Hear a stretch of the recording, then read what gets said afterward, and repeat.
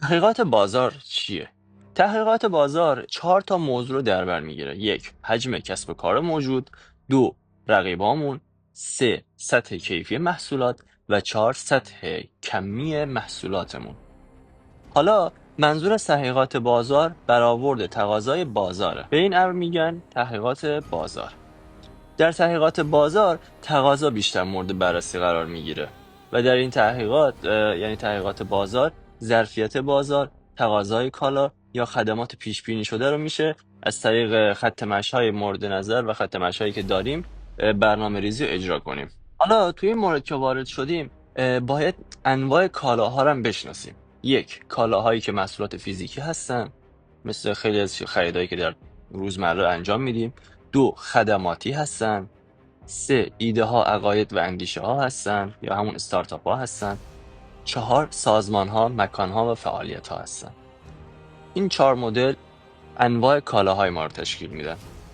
ما اینجاییم که با همدیگه رشد کنیم، نه اینکه فقط ببینیم. لایک و سابسکرایب کردن یادتون نره تا با همدیگه پیشرفت کنیم.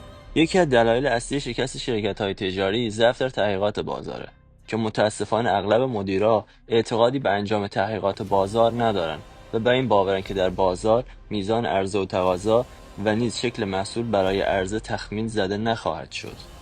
اما این در حالیه که رکن اصلی موفقیت در هر کاری کسب مشاوره و طرح تحقیقاتیه. در رابطه با عرضه و تقاضا در کشور ایران همیشه یک اصل منطقیه و اون رابطه معکوس عرضه و تقاضاست. اگر در بازاری تقاضا بیش از عرضه باشه، باید عرضه رو کاهش و یا ثابت نگه داشت. و وقتی تقاضا در بازار کمه، بهتر است عرضه رو افزایش داد.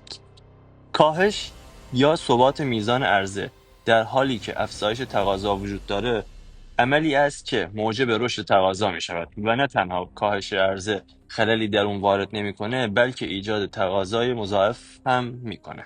بازار جای حدس نیست. بازار جای شناخت مردمه. قسمت بعدی ما رو از دست ندیم.